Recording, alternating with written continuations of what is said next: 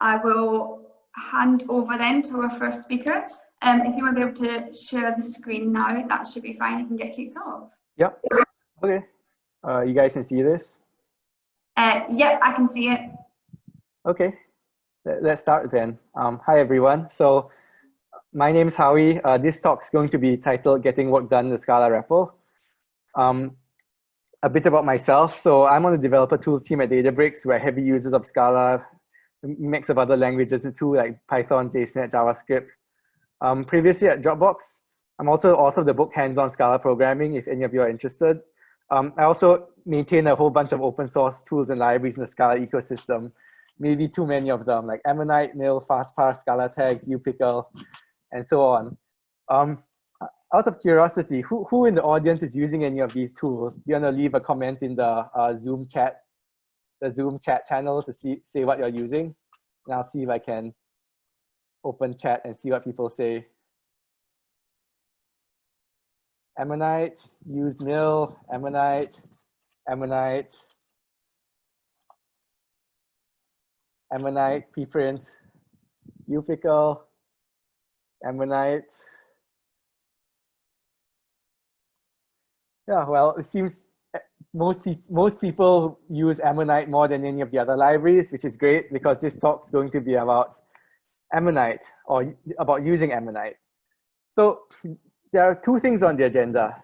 One is we're going to just walk through some use cases of the Ammonite Scala REPL. So walk through how it can use the REPL to do real work rather than having a big fancy project for a big fancy backend service. Just open the REPL, run some functions, and you're doing useful things right off the bat. And we'll walk through real world use cases where you may find Ammonite handy in your day-to-day work. So not just toy things like reversing a linked list, but actually doing things that people may pay you a salary for.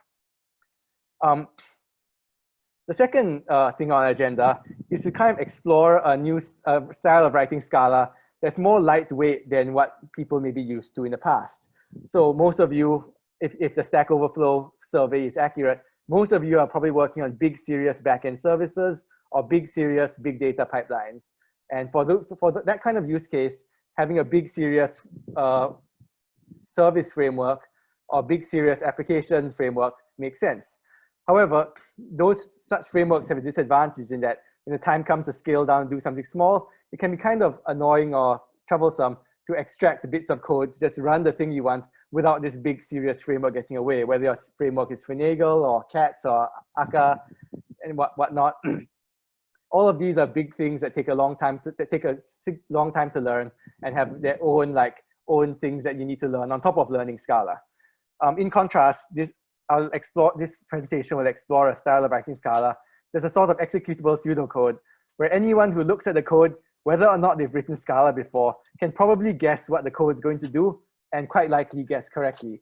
And this lets us scale down our applications, not just writing big, serious backend applications using Scala, but also scaling it down to prototypes, to one-off demos, and even to one-line REPL commands in a comfortable and reasonable manner. So I will walk through three main use cases for Ammonite that are likely things you have not done with it before. One, we're going to do some web scraping. So we'll scrape Wikipedia, we'll scrape the Mozilla Development Network documentation, we'll grab things off people's websites that they may not have intended us for us to grab, but we'll grab it anyway. Second, I'm going to walk through a GitHub project migration to use a GitHub API to migrate a project's issue tracker from one project to another project. And thirdly, I will do some parallel web crawling. So Scala is well known for being a good language that makes it easy to do concurrency and parallelism. And I'll show you how to do that in the REPL, leveraging concurrency and parallelism to write a parallel Wikipedia crawler that crawls the graph of Wikipedia articles in a breadth-first manner, all in parallel. So to begin with, let's start off with some web scraping in the Scala REPL. So over here, I have my terminal open. I can start the Scala REPL using am. In this case, I'm using Ammonite. The most common library people use for doing this sort of web scraping in the Java ecosystem is called JSoup. So if you Google it, JSoup turns up, has its own nice website. It's published on Maven Central version 1.13.1. And you can import it into Ammonite Scala REPL using the import IV syntax. So org.jsoup:1.13.1.1. And I also want to import org.jsoup, the package contents of org.jsoup into the REPL for me to use. So I've imported it before, so it doesn't need to download anything. It just uses the jars it has already cached on disk. Once that's done, I can immediately start using walking through the tutorial, simply translating the Java code into Scala. For example, in this case, this tutorial is going to fetch some data fetch the page from n.wikipedia.org. So I can do that by just pasting this into a REPL, use val because it's Scala. I can print out the docs title, Wikipedia Free Encyclopedia. In this case, we are fetching the headlines from the in the news section. So in the news in this here corresponds to this in the news down here. The headlines, if you look at the HTML, the headlines correspond to the things inside this MPITN, I guess, in the news ID div. Inside this div, we have a bunch of untitled list items. And if you look at the headlines, you can see that each one is a B for bold tag, which inside of which has a anchor tag. And that's why using this doc.select hashtag MPITN fetches by ID, fetch the bold tags within that, fetch anchor tags within those bold tags. We are then able to fetch all the in the news headlines as elements. So this select the elements is a Java collection because it's a Java library, but it's straightforward to import the Scala Java converters. And then I can convert this to a Scala library, Scala collection. Someone left a message in the chat. They said font too small, so I made it 4x bigger. Does this work? Cool. So, and now that I've converted the Scala collection, I can use the Scala for loop for headline in news headlines as Scala. I can print line headline.after title, extra quote here, and then headline.abs URL href. Extra dot there. Yeah, and here we have it. So in the last 2 minutes or so, we've taken the JSoup library, import into our REPL, and immediately can start using it to scrape stuff off some third-party website and get data out of the HTML. So I'm not going to go into detail of the JSoup API. There's a lot of functionality here that you may or may not need to use. But if you want to learn how to use it, you can explore it in the REPL yourself. For example, getting the text of document, getting text of document, getting the title, and so on. Or you can go look at the JSoup documentation.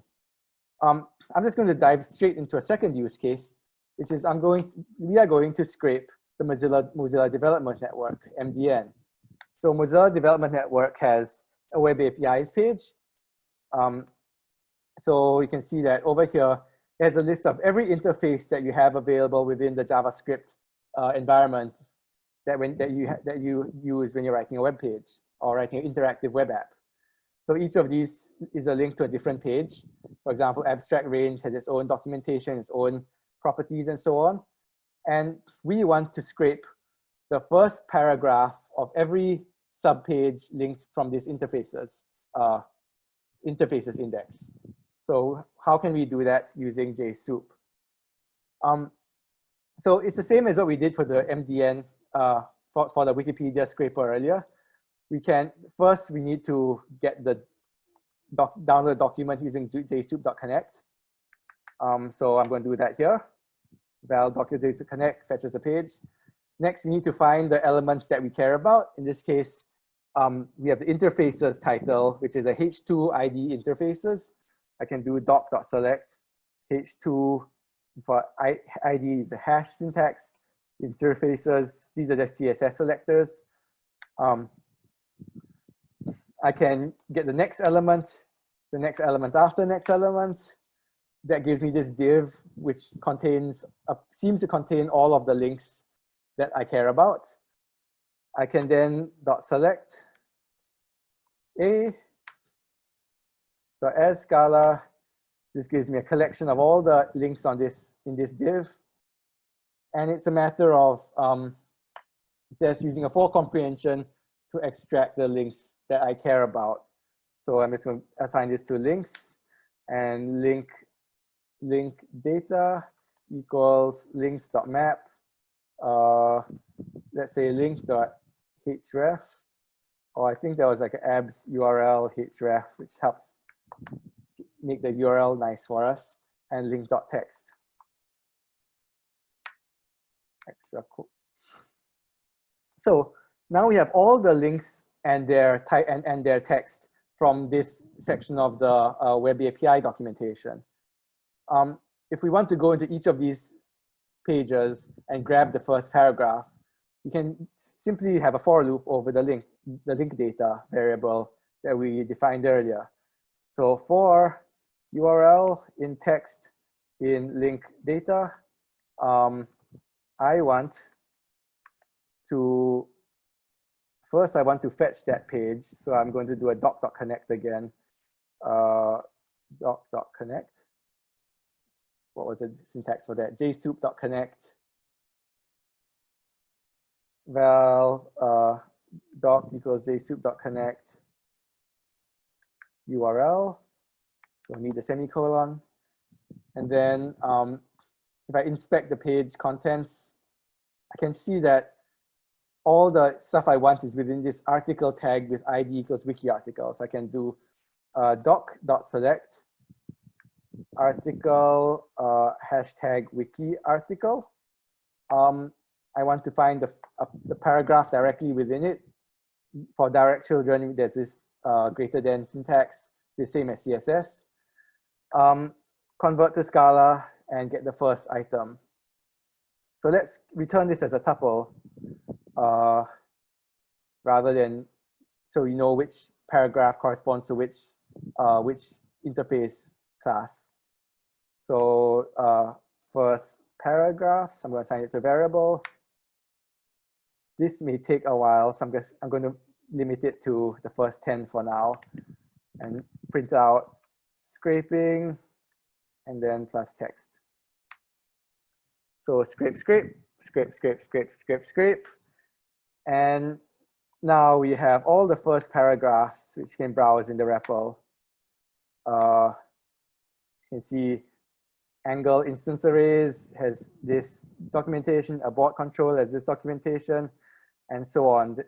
You can browse it using the convenient browse function that the Ammonite REPL provides to look at big data structures without spamming your console. So in the last 10 minutes or so, we've walked through scraping Wikipedia and scraping the Mozilla Development Network's documentation pages. And the point of this isn't to get all of you guys as experts to become experts at scraping web pages. The point of this is to demonstrate that although the Ammonite REPL is often used for learning Scala as like a toy, learning the syntax, going through small examples, maybe doing some toy data structures and algorithms, you can actually use it to download third-party libraries and do quite useful work, like not just on your local computer, but accessing data across the network. In this case, I'm using JSoup to script HTML. But in the next example, I'm going to use JSON APIs and other things. So the next example I'm going to walk through is doing a small GitHub project migration using the Ammonite Scala REPL. So let's consider two repositories.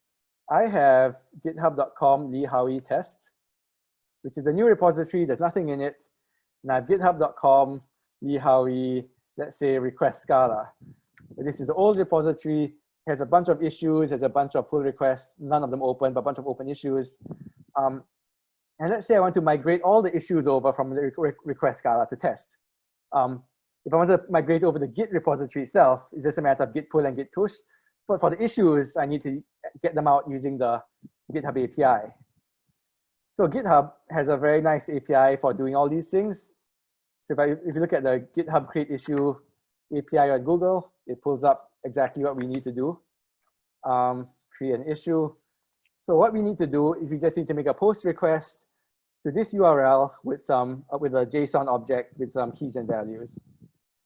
So it can have, issue can have a title, issue can have a body, and some other metadata like assignee, milestones, labels, assignees, plural, all of which I'll ignore for now.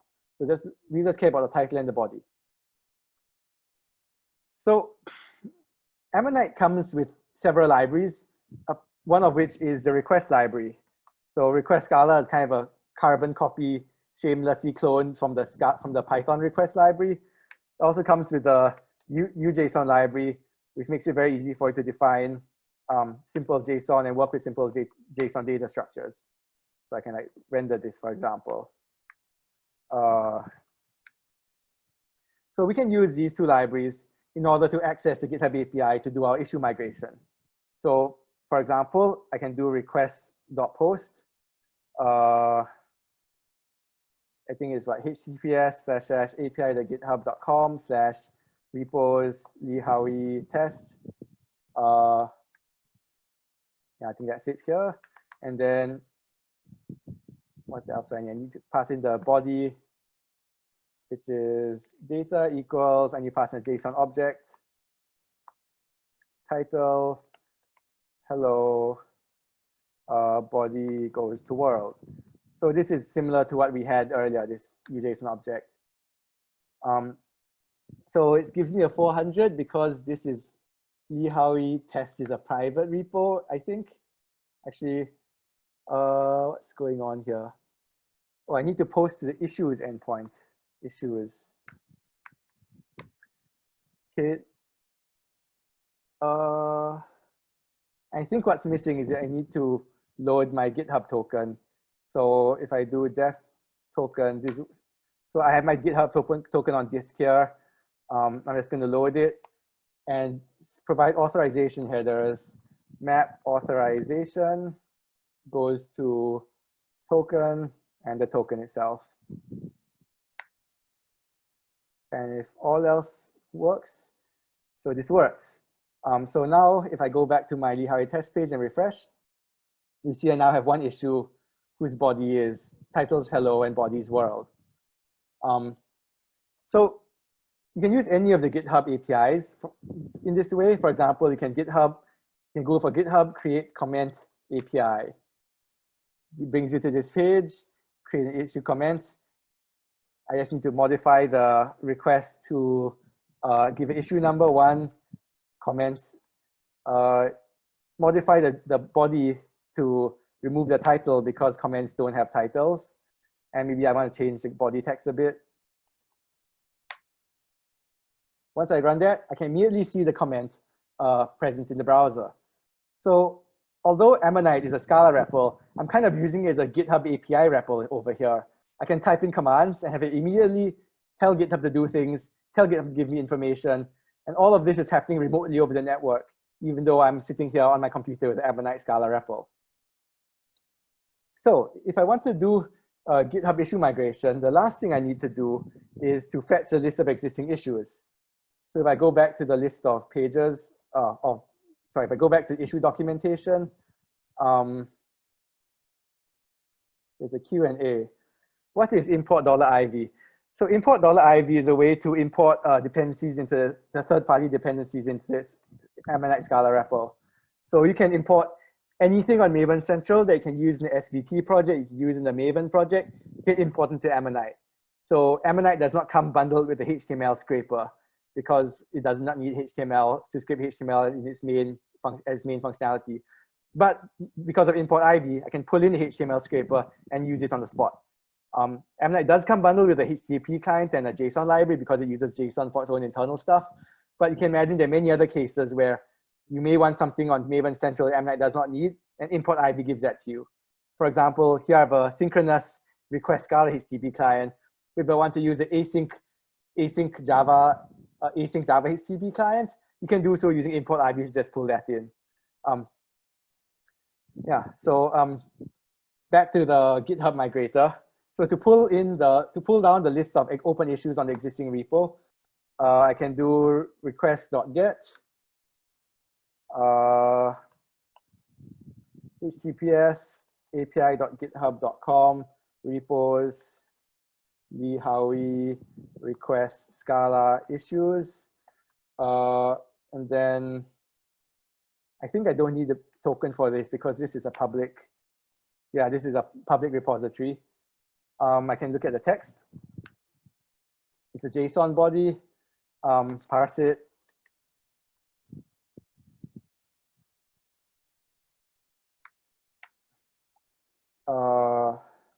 And pretty print it, maybe.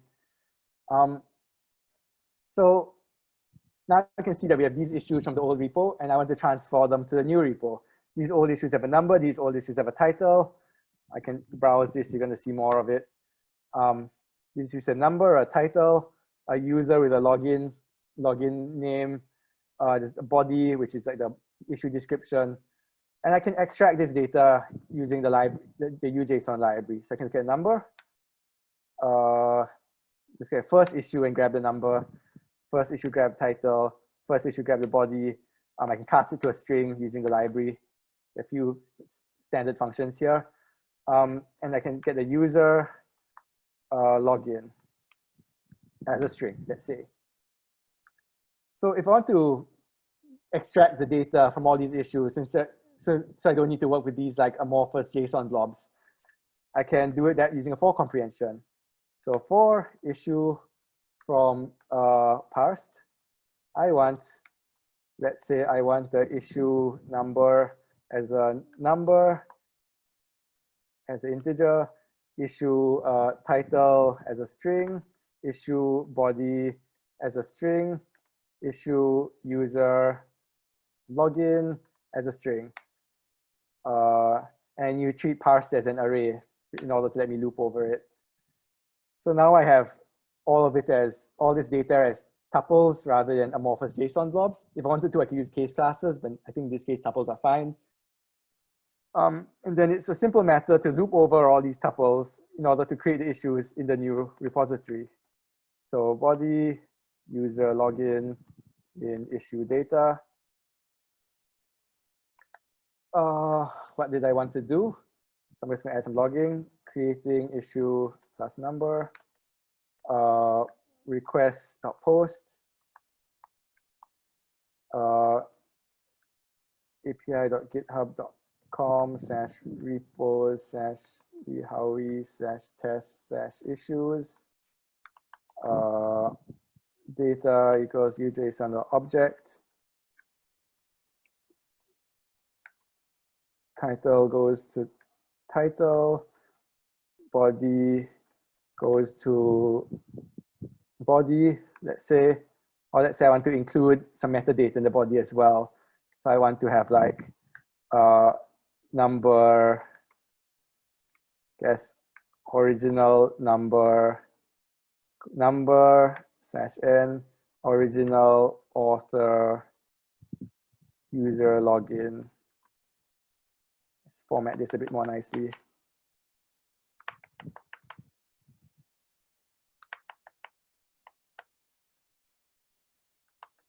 And then I need the same authorization token I had earlier. So header is equals map authorization goes to s token.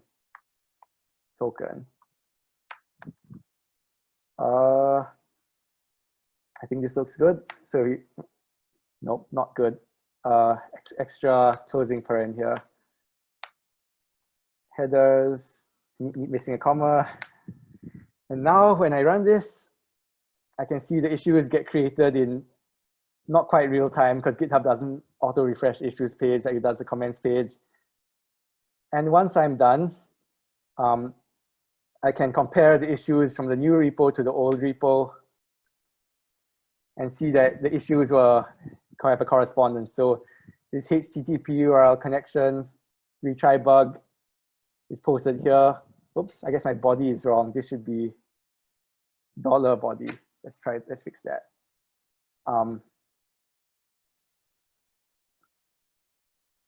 Creating a whole bunch of new issues on top of the ones I just created. Okay, here we are. So the HTTP URL connection post retry bug, old issue, new issue, it's same description, and the original issue number and original issue author. Client side certificates, same description, original issue number, original author. In this case, you can see that the ordering of the issues is reversed. This is just a quirk of the GitHub API. We could reverse it again before we make the create new issues if we wish to. And if we wanted to do other things like port the milestones, port the comments, port open close status, we can do that as well. So there's a question in Q&A. Is there a question in Q&A? No? Yeah, okay, so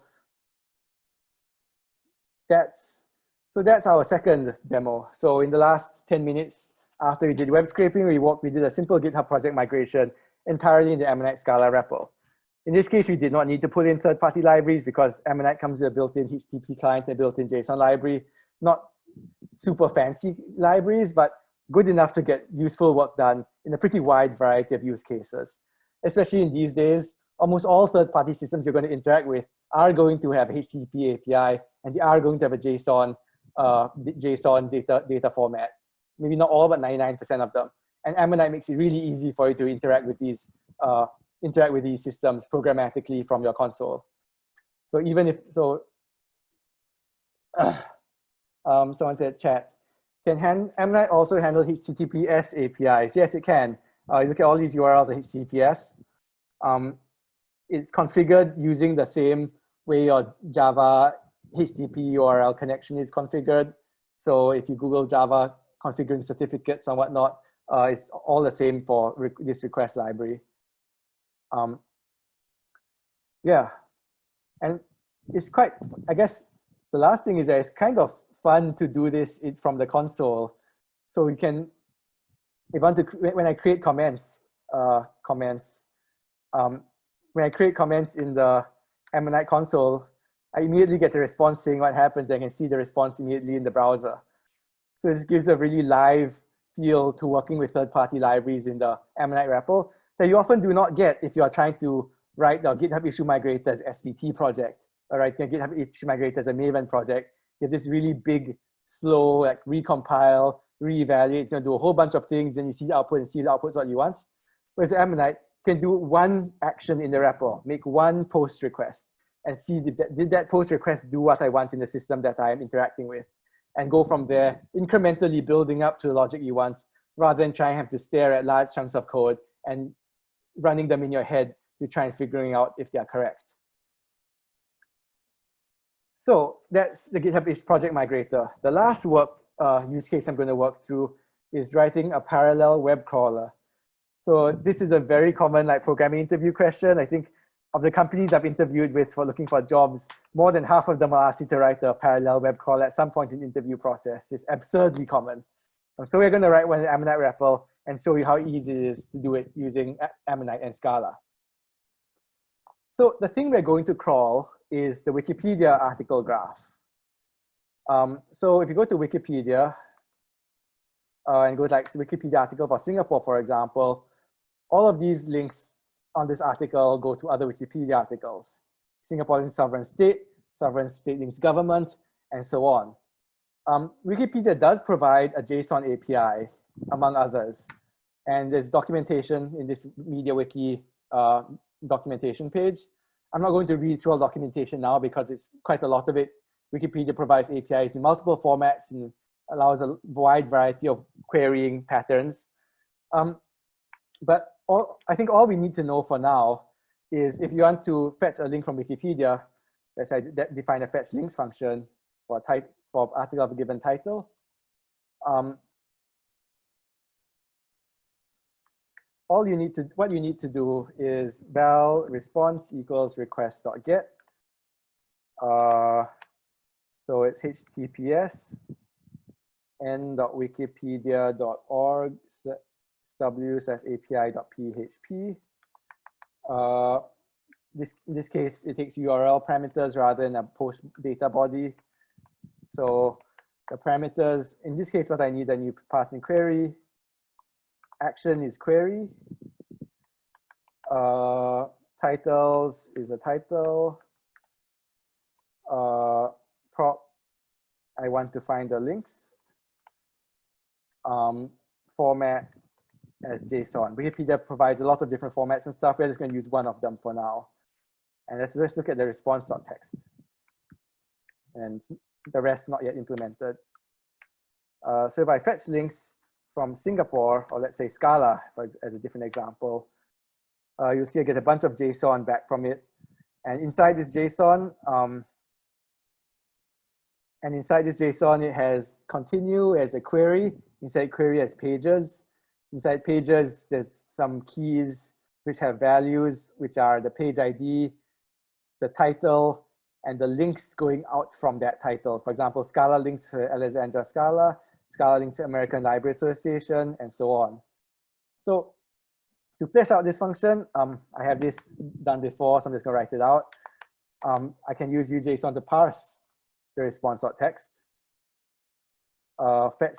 look up the query key, look up the pages key, get the object values as a sequence.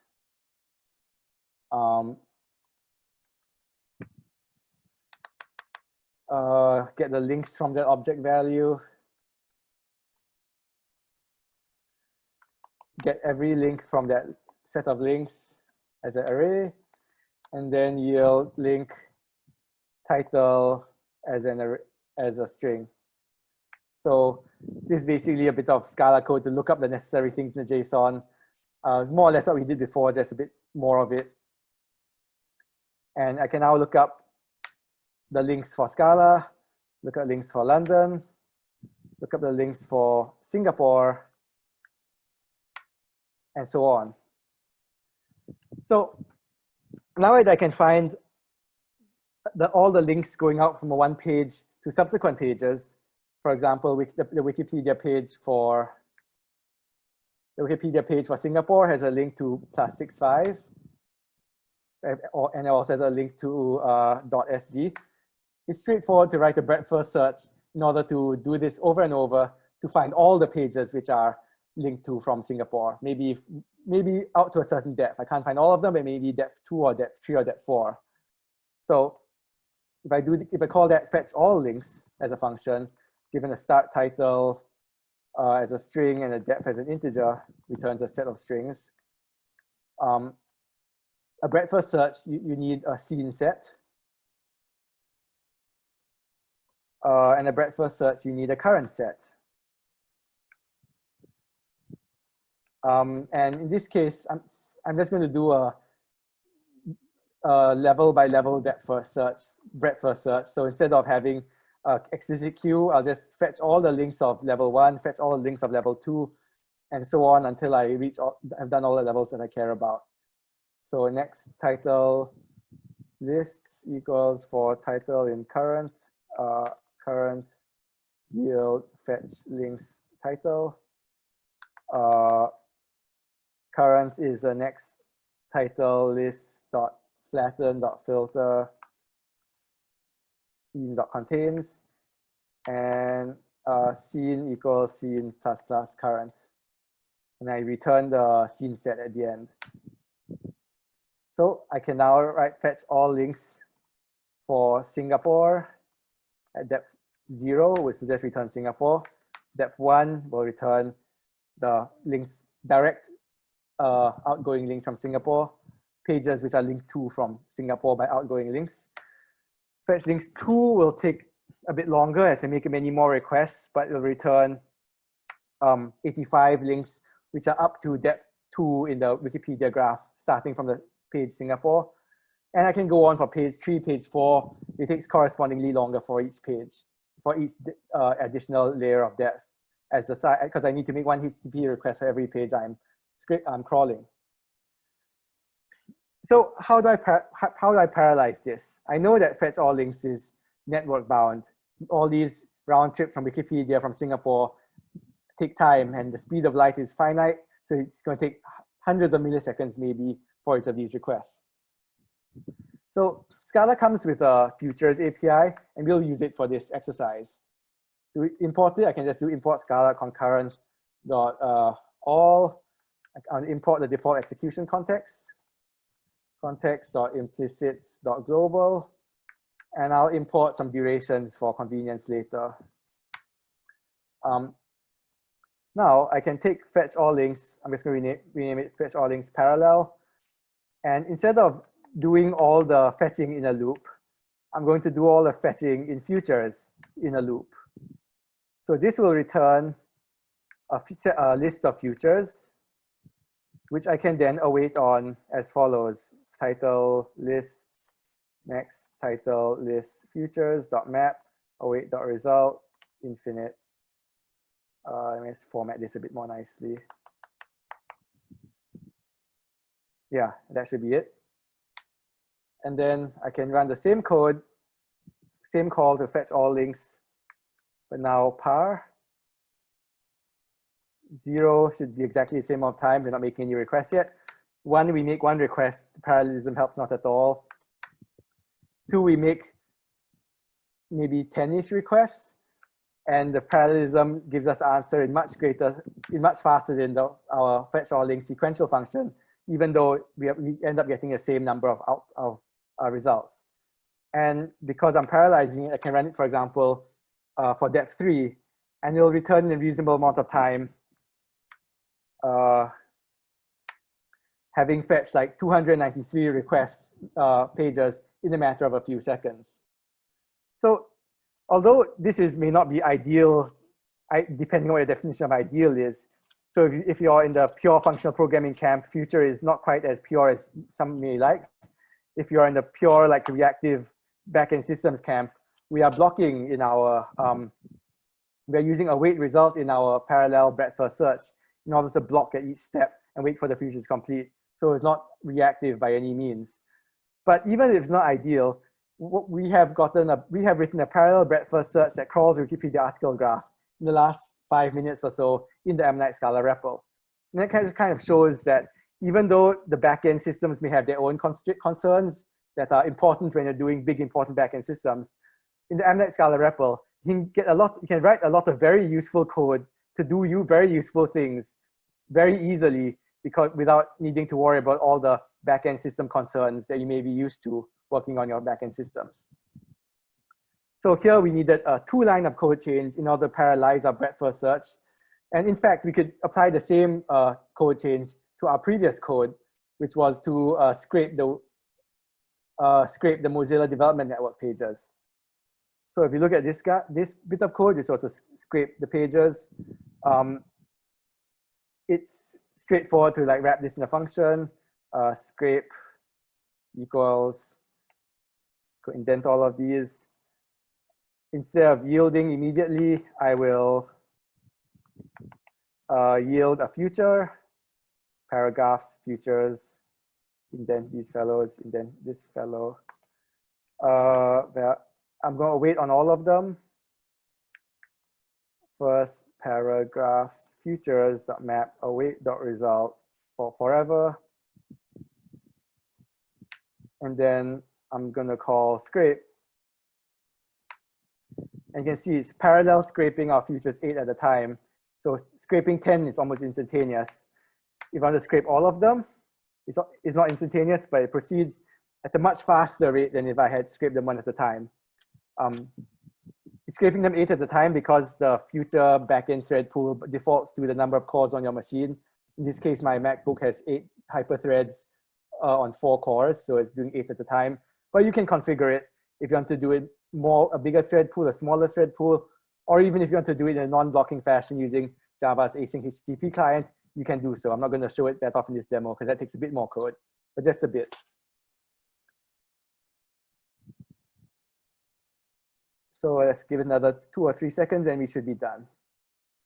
So here we scraped 972 pages of the Mozilla Development Network in a matter of 10, 15 seconds or so, all parallelized using futures, 2 lines of code change, all in the M-Night Scala REPL. So that's the last example I'm going to go through. So we've gone through 3 examples: web scraping using the JSoup library, which is a third-party library imported into the REPL. We ran a GitHub project migration to migrate issues from one repository to another using the GitHub API. In this case, we used the built-in bundled libraries, request Scala and micro JSON, which come bundled with Ammonite. And the last example we did some parallel web crawling using Scala's built-in Futures API. And we saw how easy it is to parallelize our Wikipedia web crawler or parallelize our Mozilla Development Network documentation scraper using just 2 or 3 lines of code in the REPL. And while this code may be blocking, it may be not pure functional, and may have a bunch of other concerns, it is nevertheless good enough to do a lot of useful things in a very small amount of effort. And that's what after all, that's what we all want to do, right? We want to put in the minimal effort possible and get the maximal results. And Ammonite, you can do that. I guess apart from working from these examples, the goal of this was to show off how easy it is to work with Ammonite. In many cases, doing these things in Ammonite is easier than doing it in Bash, maybe easier than doing them in Python scripts or doing them in the IPython REPL, doing them in Ruby. While scraping web pages in Python is not difficult by any means, nevertheless, you're going to have to fumble around with pip installing beautiful soup and writing a bunch of scripts that is much more work than just importing the library into Ammonite and immediately starting to get your work done. And the other thing I wanted to show was it's possible to do useful things in this lightweight Scala programming style without the overhead of many of the big backend frameworks that people may be used to. So your backend service may be in Akka, maybe Finagle, maybe in Cats or Scala Z or something else. But if you just want to get something done quickly in the REPL, you don't need to pull in all these dependencies. You can just open the REPL, do the things you want, talk to the pages, talk to the systems you want, whether via JSON, via HTML, via HTTP, and immediately get the stuff you want out of them. So all of this is kind of an excerpt from the book I wrote, Hands-on Scala Programming. Many of the things which I did not go into here, like using async HTTP client to write an async massively parallel web crawler, I did not cover here, but it's covered in the book. And it's quite a fun read if you want to get the book and read through it. If you liked what you saw, there's much more of it in Hands-on Scala Programming. And I guess I'll take any questions if anyone has any. Thank you so much. Definitely, if anybody's got any questions, feel free to put them in the Q&A. I think you've got another one just coming now. Yeah, I saw one. There you go. So someone says, why do you use fetch var and fetch all links? Because most Scala people say don't use var, but use that. I guess because it works. If you're going to write Scala is fundamentally a kind of hybrid language. If we're not writing Haskell here, so why should I throw away half of the Scala language just in order to write a subset of Scala that looks like Haskell? If I want to do that, I should go write Haskell. If I'm writing Scala, I'm going to use the full power of Scala. In this case, I know how to write a breadth-first search using variables. That's what everyone learns in school. And so I wrote a breadth-first search using variables, anyone that I learned in school. And any new grad who joins my team who learned to do a breadth-first search in school would immediately know how this thing works because it's the same thing that they learned in school. I could have done it in more fancy ways using tail recursion and whatnot, but this works just as well and gets the job done. Any other questions?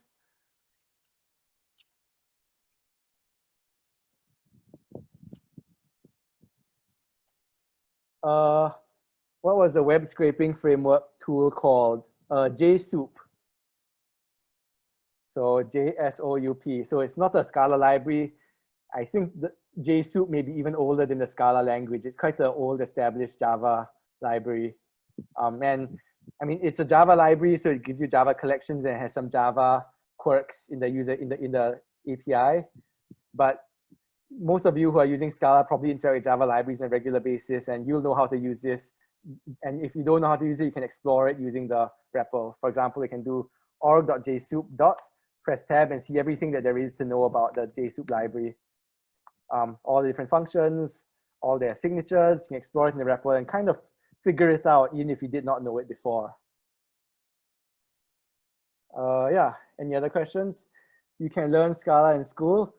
You may not learn Scala in school, but you will definitely learn how to write a breadth-first search using variables in school. Or you should have learned to write a breadth-first search using variables in school.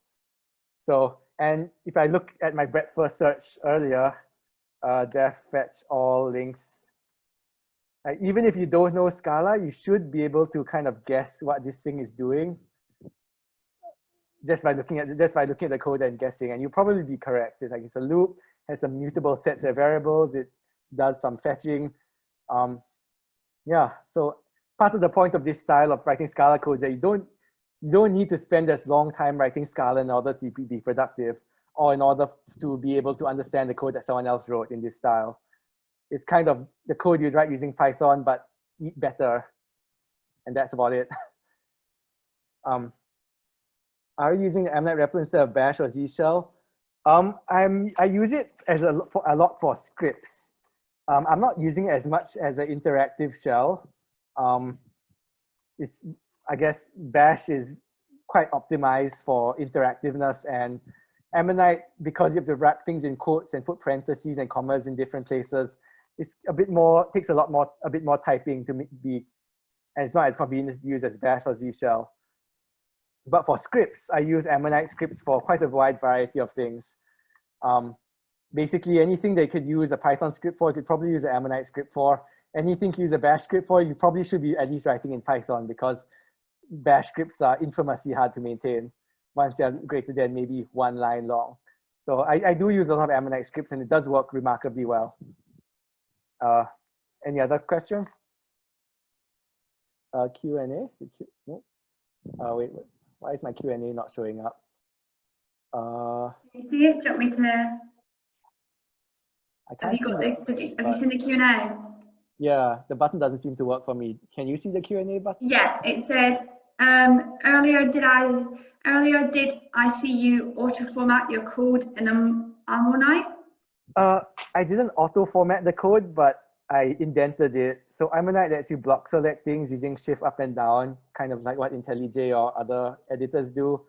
And you can like tab to indent it and shift tab to dedent it. It's not a very powerful text editor, but it is a text editor, and it works okay for these small snippets of code.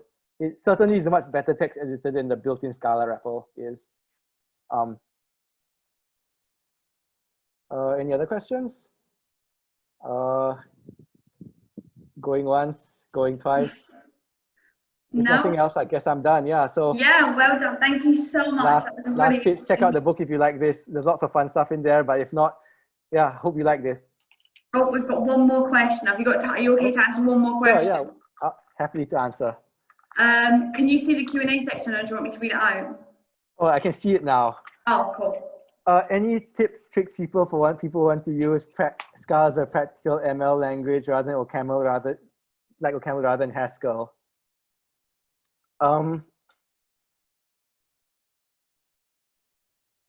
I suppose the long and short of it is, if you are using Scala, and you want to use it as an OCaml-like language, you probably should be using Ammonite and its related tools. So if you look at the libraries I maintain, like FastParse, Scala Text, MicroPickle, Request, OSC, Preprint, Fancy, Cask, these are all pretty OCaml-like libraries in that they are mostly functional, kind of object-oriented in some ways, somewhat imperative in other ways. And they are very much not Haskell-like. And and that's fine if you are not coming in with the assumption that I want to write Haskell-like code. So if you're coming in and you want to write Haskell, you probably should be using Scala Z or Cats. If you're coming in and you want to write something that's maybe Python-y or Camel-y, Java-y, then all of these libraries may serve you better. I guess the other thing is that in the Scala community tends to tell people what the things they should not do, but all of those things they should or should not do depend greatly on context. So if you're writing a backend web service that needs to have 1 million open TCP connections that you're interacting with, then yeah, you probably should not be blocking threads on every TCP connection. If you're writing a backend web service that's serving like 1,000 requests per second with like 10 connections open at a time, then yeah, feel free to use blocking APIs, feel free to write threads, use threads. If you're writing a really important backend system, maybe you want to use pure functional code. If you're writing a one-off script to do some stuff, then it doesn't really matter whether the code is correct or not. And even if it's not correct, you can just fix it on the spot. So there's a lot of implicit constraints that people have when they discuss code. And you need to, when you hear people say you should or should not do something, you need to think whether that should or should not really apply to you. Like someone who has a million user backend system is going to have a very different set of constraints than someone who's setting up their first prototype for their startup. A very different set of constraints to someone who's doing a bit of ad hoc scripting at command line or doing a GitHub project migration. I don't care my GitHub project migration is a bit slower, like it's fine. Q&A says, is request to Ammonite built-in package? Are there any other useful built-in packages? Ammonite comes built in with requests, oslib, and fastparse, and upickle, which comes with UJSON, the JSON side of upickle. So those are ones that come built in, but even the ones that don't come built in, here's import IV them. So like JSoup did not come built in, but I wanted JSoup, so I imported it. You don't really need to be too worried about what's built in or not, since you can import whatever you want, as long as it's on Maven Central. You want to use cats or Scala Z and Ammonite? Sure, import it. You want to use Akka? Import it. It's right there. Any other questions? I think we're all questioned. Thank you so much. Yeah, I hope you guys like the demo.